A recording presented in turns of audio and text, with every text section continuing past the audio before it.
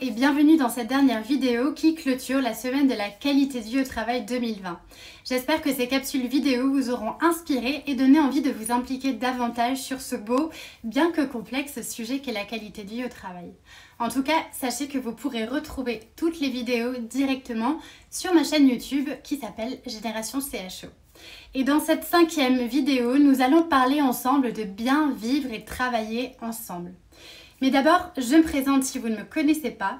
Je suis Julie Artis, facilitatrice en bien-être au travail et Chief Happiness Officer engagée. J'accompagne les entreprises et les organisations à développer un environnement de travail plus positif et plus performant. Donc voilà, nous sommes là pour parler de qualité de vie au travail. Vaste sujet. Vaste parce que ce sujet touche à énormément de choses. À la fois à des éléments liés aux relations de travail, au climat social, à l'organisation et au contenu même du travail, au développement professionnel de chacun, à la santé au travail, à l'égalité des chances ou encore au partage et à la création de valeur. Le sujet est vraiment vaste. Oui, mais voilà, aujourd'hui j'ai envie d'aller plus loin que tous ces concepts et je crois que nos façons d'être au travail, nos façons de travailler ensemble sont directement impactées par notre façon de vivre ensemble et l'attention que nous portons sur notre qualité de vie globale. Je vous pose la question, qui a envie d'avoir une qualité de vie médiocre ? Personne, enfin j'espère, rassurez-moi. Alors pourquoi sommes-nous encore aussi nombreux à accepter dans notre environnement de travail une qualité de vie au travail qui est médiocre ? Je crois qu'il faut pousser la réflexion plus loin sur ce sujet de la QVT et se questionner réellement sur ce que nous avons envie de vivre ensemble. Durant cette crise, nous avons vu à quel point le lien social était important, à quel point l'attention accordée à l'autre était essentielle. Aussi, à quel point l'écoute et le partage étaient des éléments fondamentaux qui nous permettaient finalement de rester résilients face aux épreuves.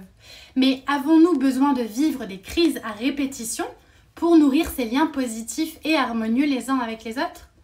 Je vois encore bien trop souvent dans les entreprises des personnes qui ont par exemple oublié les règles essentielles de savoir-vivre.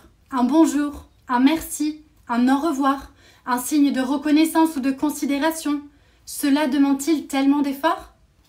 Alors, au-delà de cette question d'être bien dans le travail, ne serait-il pas bon de s'interroger sur le bien vivre ensemble ?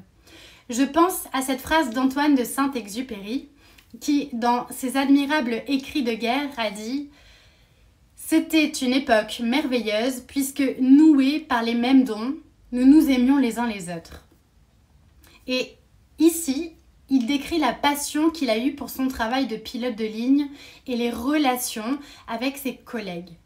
Mais ce que retient l'aviateur de son métier, ce n'est pas la rémunération, ni le prestige de son métier, ni le plaisir qu'il a pu s'offrir avec son salaire. Ce qu'il retient, c'est la fraternité avec ses camarades, le souvenir de ses missions qui étaient dangereuses et le souvenir de ses mains serrées, de ses émotions et de toutes ses corvées vécues ensemble. Être ensemble et préserver la qualité des relations, c'est essentiel.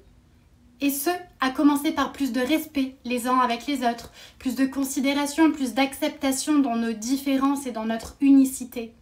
Vous savez, nous avons tous notre part de responsabilité sur ce sujet et pour rester dans le champ lexical du virus qui a tant fait parler de lui, rappelez-vous que nos émotions sont aussi contagieuses qu'un virus. Une émotion se transmet d'une personne à une autre en un millième de seconde. Et vous pouvez décider d'être soit un agent pathogène d'émotions positives ou un agent pathogène d'émotions négatives. Le choix vous appartient. Mais peut-être est-il temps de prendre conscience de la responsabilité émotionnelle que nous avons, à la fois pour nous-mêmes et puis pour les autres. Avez-vous envie de contaminer les autres de façon positive ou de façon négative ? Je laisse la question ouverte. Comme point de départ pour mieux vivre et travailler ensemble, ne faudrait-il pas se demander qu'est-ce que je veux vivre au travail ? Et qu'est-ce que je veux faire vivre à l'autre au travail ?